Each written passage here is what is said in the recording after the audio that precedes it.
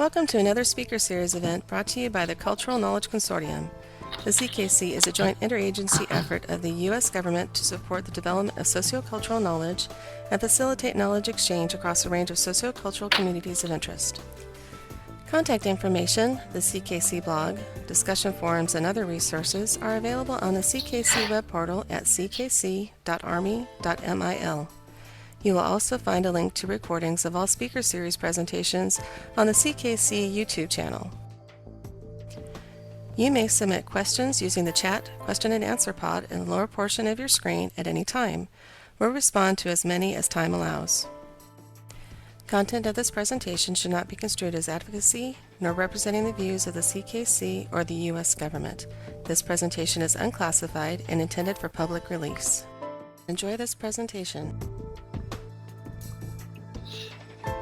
And good afternoon, folks. This is Jay Hunt, CKC Operations. I'd like to welcome you again to our speaker series. Today's speaker is Dr. Damion Blake, and he'll be speaking to us on troubled communities, garrisons, drugs, violence, and Jamaican dons. Dr. Blake was a 2011-2012 Drug Security and Democracy Dissertation Fellow.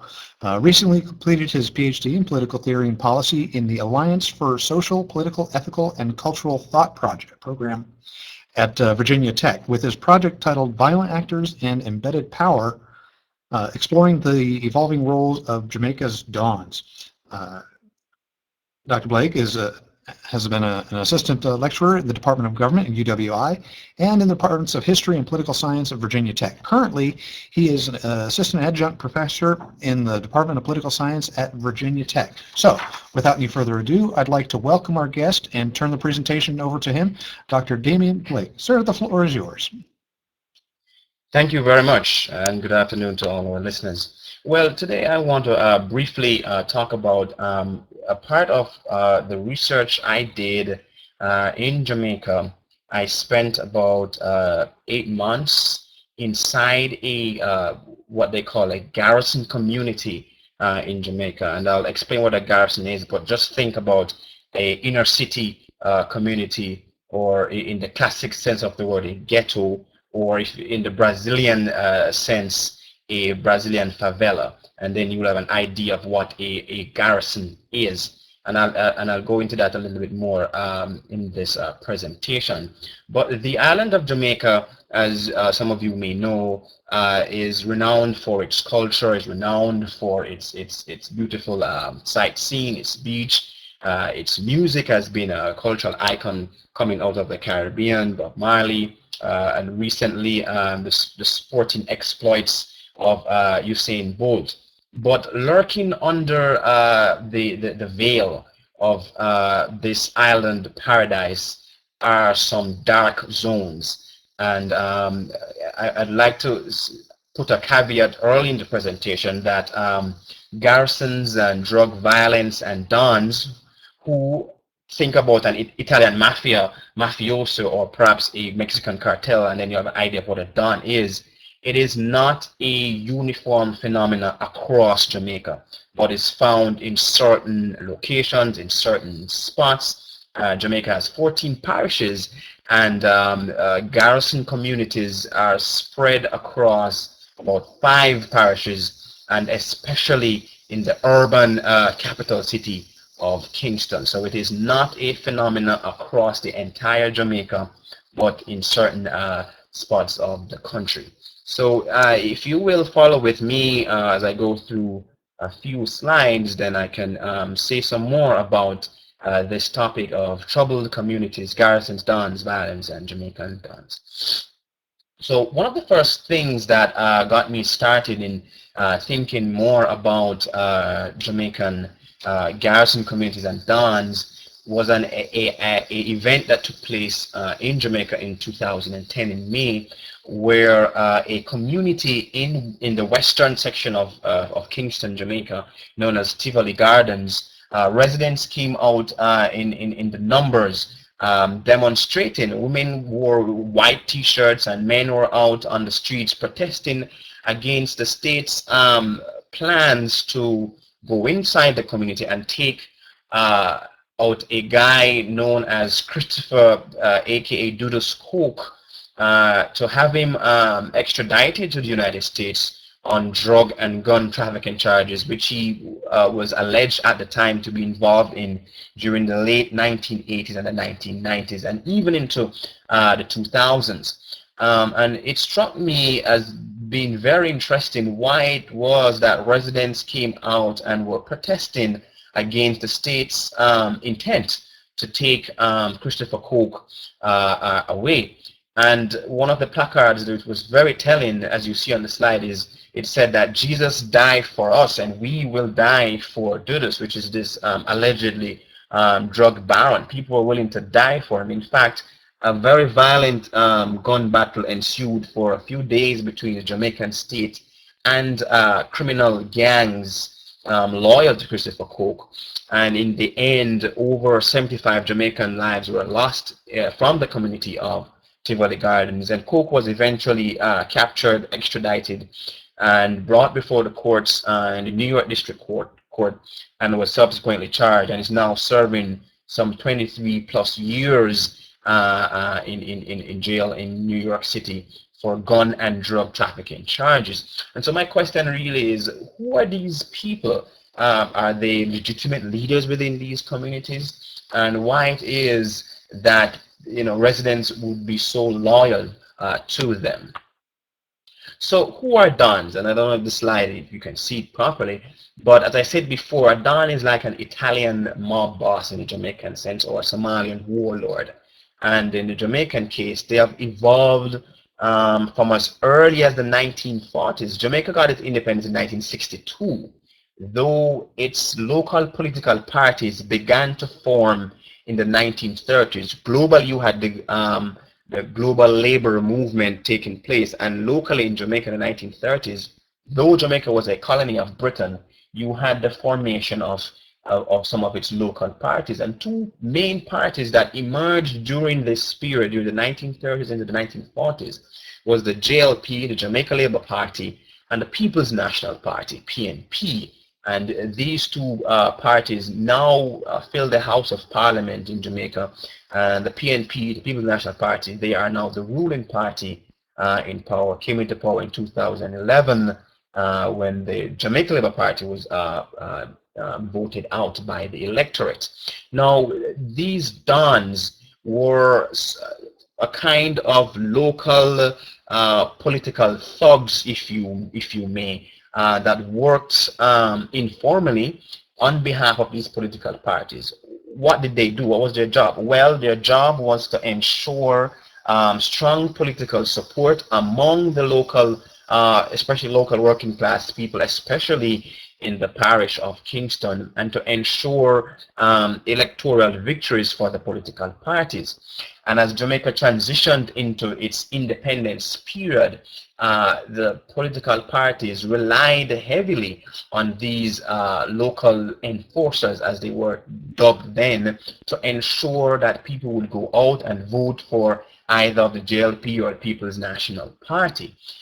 In return for their work, these local enforcers, which were then budding Dons, they would receive political pork, they would receive contracts, they would receive a payment from the political parties, of course, off the books for working for the political parties. In fact,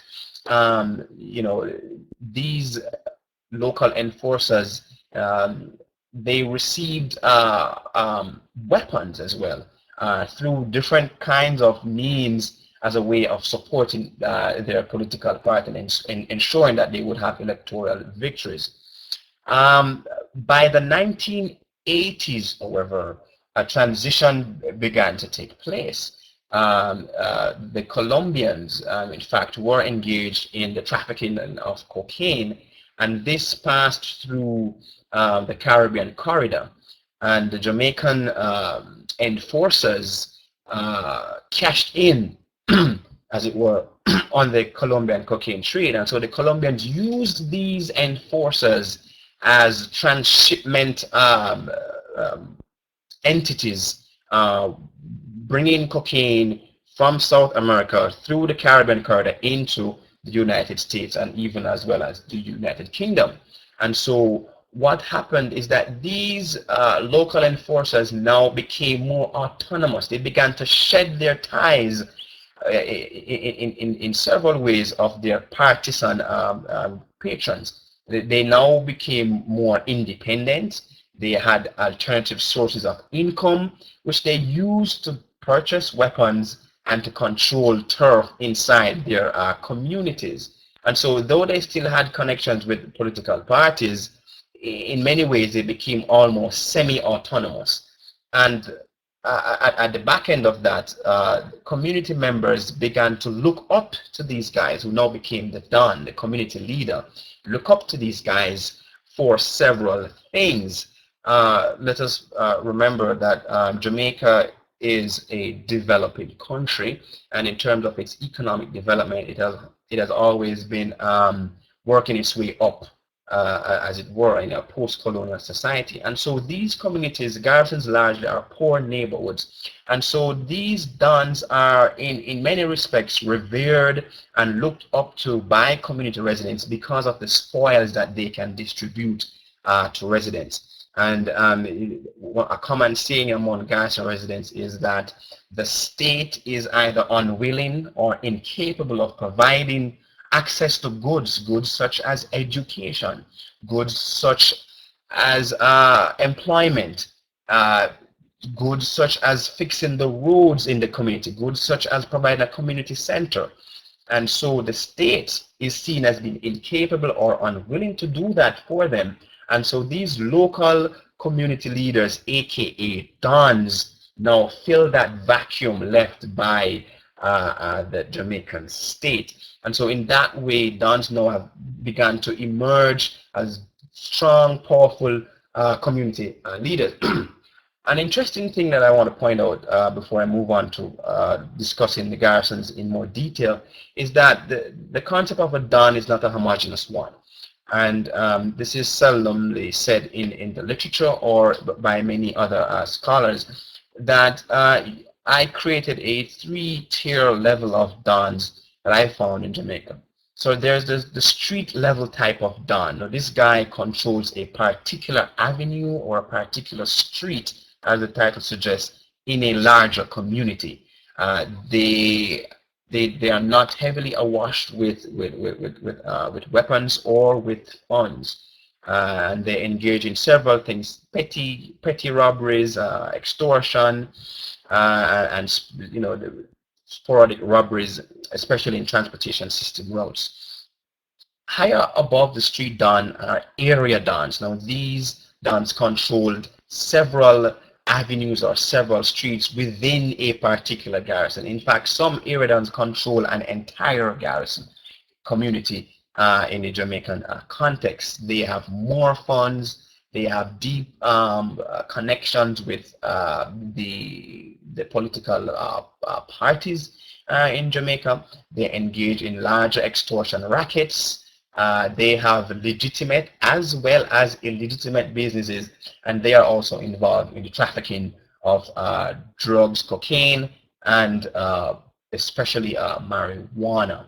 Now, higher above the area don and the street don is what I term the mega don. Now, Christopher Cole was certainly a mega don in the Jamaican context. Now, a mega don is distinguishable from an area don because they control several different communities. They have influence in not only one, but more than one communities. They have international links. The Christopher Coke was the head of a gang called the Presidential Clique, which had network connections in the UK and also in the United States. They engage in several licit and illicit businesses. Christopher Coke, for example, had a community health center. He had a businesses in the downtown Kingston area. He had a construction company, but he was also involved in the trafficking, as the reports indicate, in the trafficking of guns and cocaine. So that gives you an idea of the different types of dons and who dons are, and the kinds of roles that they provide in these communities. They provide social welfare to community residents who find themselves locked out by the state, who is unwilling or uncaring. They also provide a means of access to justice, what residents call jungle justice, right? So, for example, in a Garrison community, if you are robbed, instead of going to the police, who takes a long time to investigate and who may eventually not find the perpetrator, you go to the Don. The Don knows his terrain. He knows who works on which corner, which street, and the Don can find a solution. Another example is with rape. This came up a lot in my research. Residents say they don't go to the police about issues dealing with rape because it is traumatic for those who have been offended. It takes a long time. The Don knows, can find out who did the act, and they are so punished. So there are different kinds of punishment for infractions committed within a community. So if you rob within your own garrison, the Don's punishment could be the breaking of an arm or a leg. If you rape, you could be killed or your eyes could be gouged out. If you become a police informant in any of these communities, the consequences could be severe. So while these Dons provide social welfare and access to some resources for residents, they rule with an iron fist, and it is largely a violent kind of a governing structure within these garrison communities. Right, so I mean, this slide pretty much gives an overview of how Dons have evolved and what has impacted on their evolution over time. As I pointed out, the partisan culture in Jamaica was the first part of it. Jamaica's weak economy and its debt burden, which it has had for a long time, also helped to create these informal communities, informal leaders, and the drug and gun trafficking, particularly Colombian cocaine, helped to create the now contemporary monsters called Dons that we have. It provided them with resources, it provided them with guns, and it provided them with spheres of influence. They were able to buy out corrupt cops, corrupt judges, and so it made them become that much more powerful. The chart indicates that the Caribbean corridor was an important corridor between 1981 to 2000 in terms of drug and gun trafficking.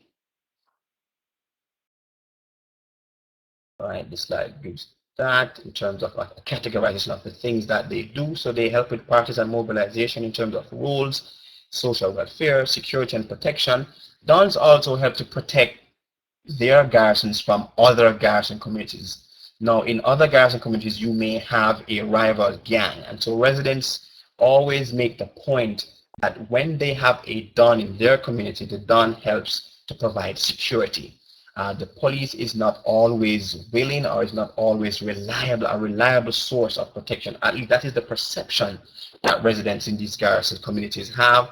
They see the police as outsiders, as uncaring. In fact, they make the point that there are two Jamaicas. There is one Jamaica that you see on the tourist board ads. There's one Jamaica for persons in the uptown, as they say, or the upper echelons of society. And then there's the other Jamaica, the Jamaica of the lower working class, what Marx calls a lumpen proletariat, who is not given any kind of recognition by the state. And so the Don becomes the law and order force inside their communities. It is a kind of a collateral damage, if you wish. Now, the Garrison environment, let's speak more about that. These are largely urban slums. They are plagued by high homicide rates. Usually these homicides are related to reprisal killings, gang feuds. They're related to drug and gun trafficking issues as well. They tend to have low income households, persons who are low skills and largely undereducated. That is a kind of a social profile of garrison communities on the whole. In one particular garrison that I studied, I found over 64% of those in the working age population between the ages of 14 to 64 were unemployed. Inside these communities, there is very little evidence of economic activity. There's dilapidated buildings, there's poor housing stock, the houses are run down. And so it really shows a level of state neglect inside these communities. Another important thing about Garrison communities as well is that they are deeply partisan communities. Usually a Garrison community is either aligned to one or the other political party. Either it's a People's National Party Garrison or a Jamaica Labor Party Garrison. So the political dimension is always there. And this, I think, makes the Jamaican case quite unique. In the Brazilian case, where you have favelas, or in the Mexican cartel case, you don't, the overt political links are not as powerful as they are in the Jamaican context. So how actually, which puts a dark spot on this cultural island that has so imprinted itself culturally on the globe. Well, one of the things that needs to be done is an improvement in the kind of policing that takes place in these communities. Residents consistently make the claim that the police, when they come in to in aggressive way. There's no community policing. There's no relationship between the police and the community residents. These contacts are more in the form of raids on the community. And so that needs to be improved. The partisan ties between the two main political parties in Jamaica, the JLP and the PNP, and connections with criminal gangs and dons needs to be severed. Christopher Dudu Spoke, for example, had alliance with one political party in Jamaica, the Jamaica Labor Party. His father, before him, also had ties with the Jamaica Labor Party. In fact, that Garrison community has a strong connection with the Jamaica Labor Party political party. And the People's National Party, they also have their communities that are tied to them. So this needs to be rectified. There also needs to be more economic opportunities provided in these spaces. Where you have a dearth of economic opportunities, it provides a breeding ground for youth gang involvement and youth criminality, and that has been the case I found in the Jamaican Garrison space. I think I will stop here for now and open the floor for questions and comments. Thank you. Thank you very much, Dr. Blake. And while we have our audience going in the chat box down below, entering their questions, I have a couple for you. You speak of these separate Jamaicas, everything from the one that they portray to the tourists to the one for the upper class, and then all these, as we get more towards into these little enclaves or the Garrison culture. How integrated or separate is this Garrison culture from the mainstream of Jamaican culture? Well, that's a very good question. The Garrison culture is supported by several things. One of the main things that supports the Garrison culture is what we call the popular dancehall culture, dancehall music, right? And inside these Garrison spaces, these lyrics and these artists and the commentary that is provided by from the dancehall space, a very important part of Garrison culture, which is quite not the same in the larger Jamaican context. Reggae music, for example, which is different from dancehall. Dancehall music is largely one rife with music with violence, commentary on violence, commentary on sexual violence as well, issues on partisan violence, issues on gun violence. So you find that that is an important part of the Garrison space. Also, the Garrison culture is one that has been affected by residents' sense of long suffering, right, in these communities. In the larger Jamaican context, it is not necessarily so. So, in many ways, while the culture is different, especially to issues of the dancehall culture dimension, there are overlaps for sure, but that is a major part in which it is different. And residents in garrisons, they see themselves as outsiders of the larger Jamaican state. They don't see themselves as having a stake in the nation state, as having a stake in its economy. In fact, residents will tell you that if they apply for a job in the legitimate Jamaican economy, and if they use their garrison address, they will not get that job. It's a kind of area branding because the rest of the Jamaican society views these garrison areas as marginal societies. Thank you. Okay, well, with this perception of the separateness in the garrison culture, Any more questions? yep, in the this separateness that you speak of in the garrison culture, both with the people that populated in the Dons, uh, do they see the rest of the Jamaican state as competitors, or do they want to take it over, or is the mainstream Jamaican state more of an inconvenience to their normal operation? Hello?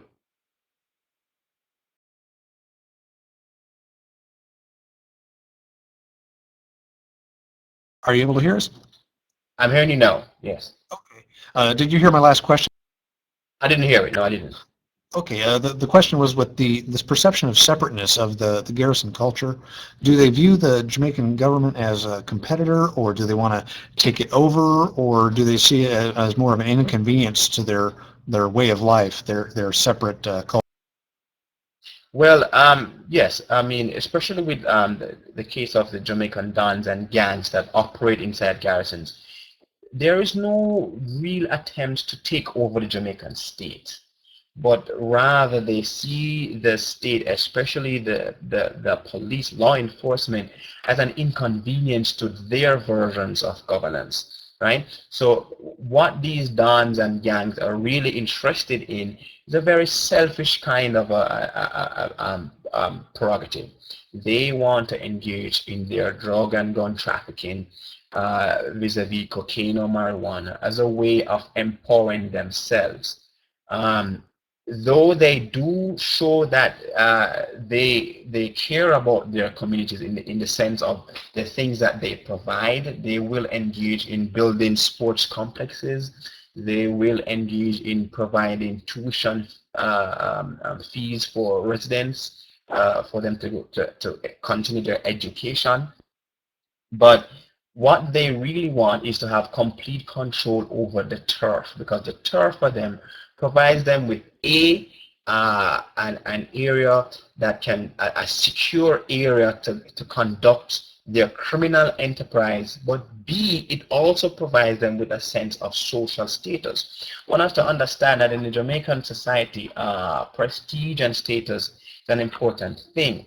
And for these garrison dons in particular, they see the control that they have and the influence that they have in garrisons as a marker of social status, that I am a somebody. In fact, there are youths within the garrison communities who look up to dons and want to be a don because of the social status that is attached to it, in a society where they find themselves unable, for one reason or the other, to tap into the legitimate spheres of status and economic and social well-being.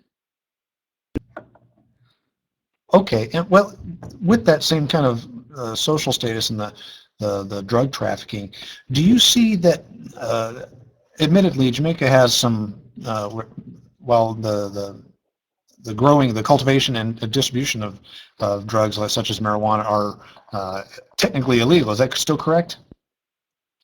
It is illegal, yes.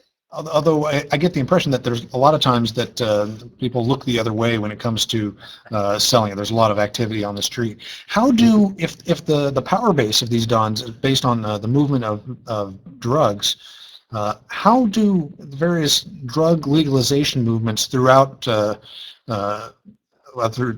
Jamaica and America and in Central America. How did these drug legalization movements, how might that impact the power bases and the garrisons in general? Well, for sure, yes. I mean, in Jamaican sense, there's a cultural appeal and a cultural love in some ways. I would say for marijuana. In fact, marijuana is not viewed largely by most. I dare say by many residents as being a hard drug, right? I mean, it is revered culturally.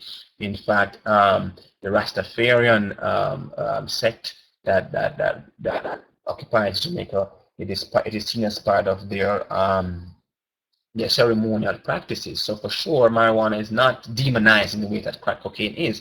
But to answer the question squarely, and there have been several commissions. There's been the Ganja Commission, which was spearheaded by the now late Professor Barry Chevans, which says that, look, we need to engage in a decriminalization process of marijuana. And one of the reasons for doing that is that it will take away that feeding ground, or resource ground that criminal gangs engage in as a way of reeling in wealth. So for sure, if that process is moved along, I think it will certainly put a damper on the resource base of these criminal gangs and dons.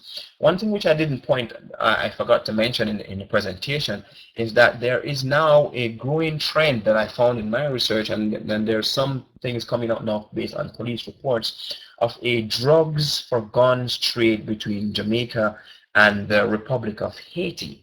Now, the way that this trade works is that it started off with fishermen. Fishermen found out that if they take food kind or goods over to Haiti, they could get, in exchange for that, weapons.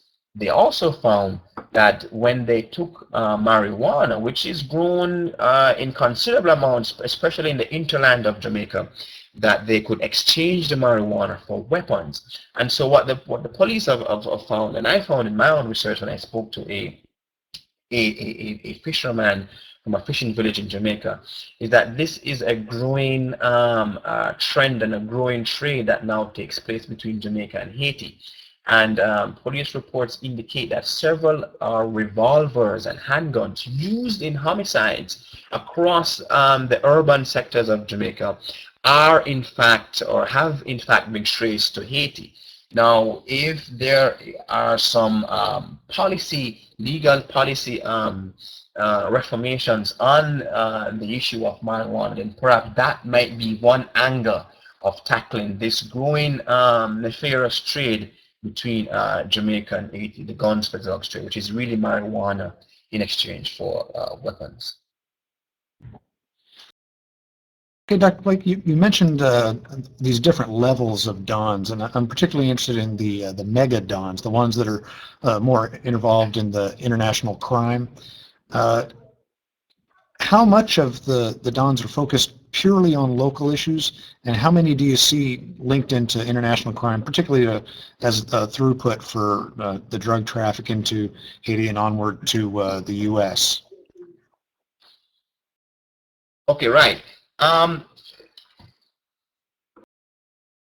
want to say that since Christopher Coke,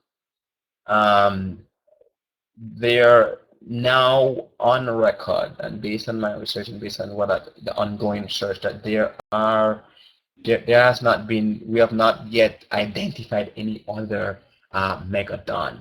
There's another megadon who ran another section of the West Kingston area, who also had strong connections in the UK, and he's now serving time in Jamaica.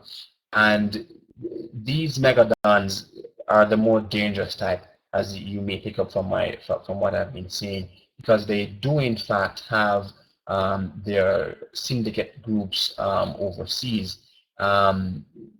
You have them in the UK. You had them in the 1980s and 1990s, particularly on the streets of New York, Houston, even as far even in Virginia. And in some ways you still have them under different labels or titles now. All right. So these megadons are the ones that have the strong international connections. I should point out as well that some area dons, a few of them also have international links, but their international links is not in the form of a criminal gang per se, but that they may have individuals who provide them with access to money, and which they also use to purchase weapons. Now, the way it works is that you may have someone, say, for example, in the city of New York, who will wire transfer, 1,000 US dollars to you in Jamaica, and that money is used to secure a particular border or a particular turf. How do you secure a border or turf? Well, through the purchase of weapons. Also, you may have persons or individuals in the United States in particular who will help in the shipping of weapons through containers, or what we call in Jamaica barrels, or parcels, that they hide these weapons in them and they make their way into the island of Jamaica. So both area dons and megadons, they have international links, but in various sorts. The megadon tends to have them in terms of having criminal syndicate groups in different places, and they do have connections from other drug supplier states as far south as in Colombia and so the like. Okay, and since we're talking about Christopher Dudas Koch, with his incarceration in the U.S., I think he got 23 years. That sounds about right. Has there been anybody else to step up into this megadon role, or is there a power vacuum, or has his capture and incarceration served as a warning to either not assume that role or be a little more sneaky about it and use these other avenues? Well, I think the three options you pointed out are options that or areas that have been happening. For one, especially in the immediate aftermath of the 2000 May 2010 incursion into Tivoli Gardens, several dons began to shy away from that title. A number of them went underground, and they are more clandestine now with their operations. But to say that they no longer exist would be a huge gaffe. They certainly do. In terms of megadons, to date, I have not, to my knowledge, been able to identify any new megadon in the island.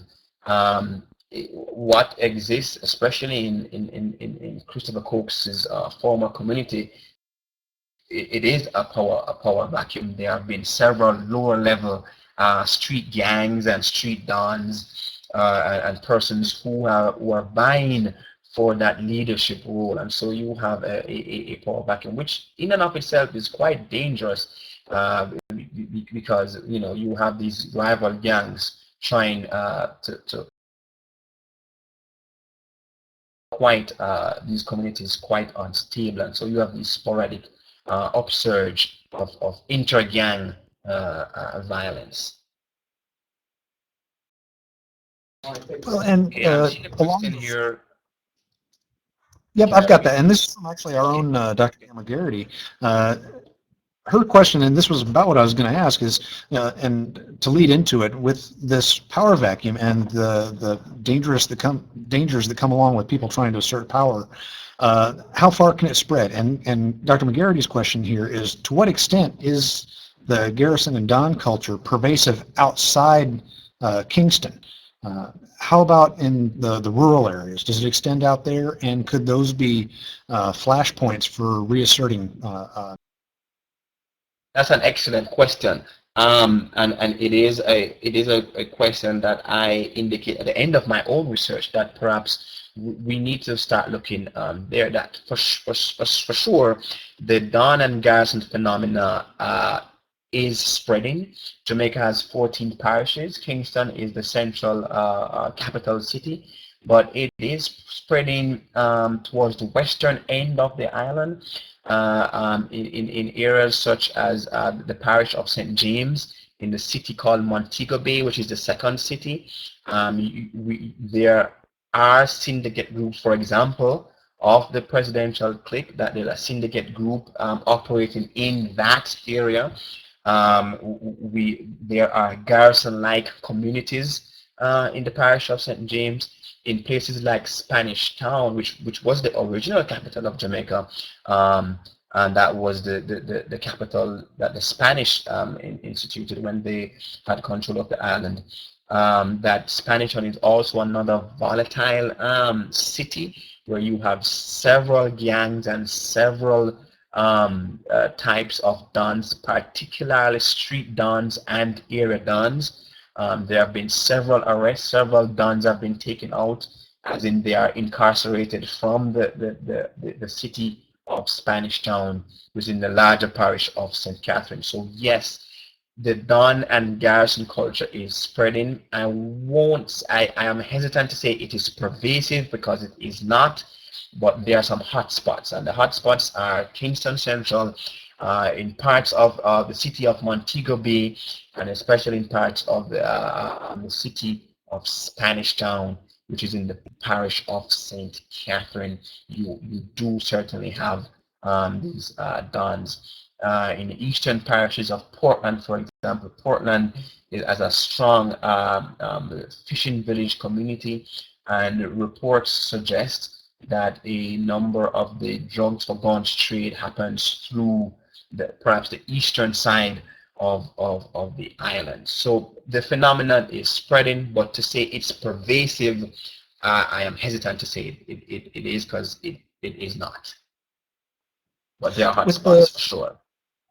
Certainly. And with these, both the power vacuum and wanting to gain power elsewhere, do you see any of these dons, either the ones that are vying for power, do you see them working with like drug cartels like in Mexico, or any of the other, like in Haiti? Or do you think that that's fairly localized just to Jamaica?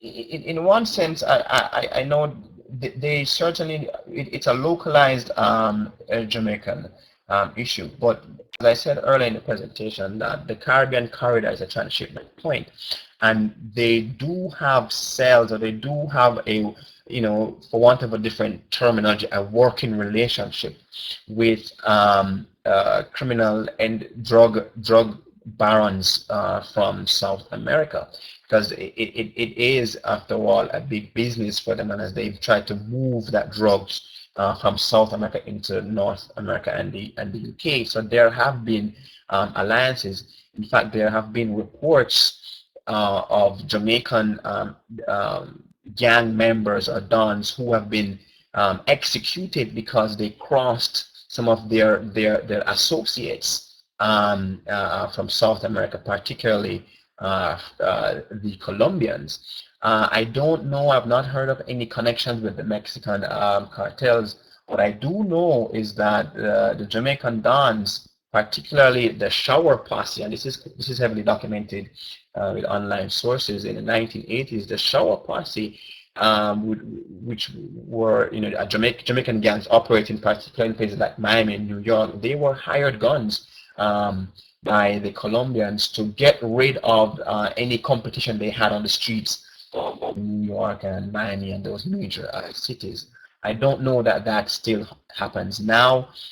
There's no evidence of that. But you do have these syndicate groups operating throughout the Americas. Okay, and thank you very much, Dr. Blake. And just as one parting thought, what do you see as what we ought to look for next? What's the thing that's going to cue us off to give us an idea of what direction these Jamaican dons and the Garrison culture are going to go? What's the on the horizon? Well, I think the Jamaican state has to begin to reassert its authority in these communities, right? And at the bottom of all of these problems are issues of economic underdevelopment, issues of economic inequality.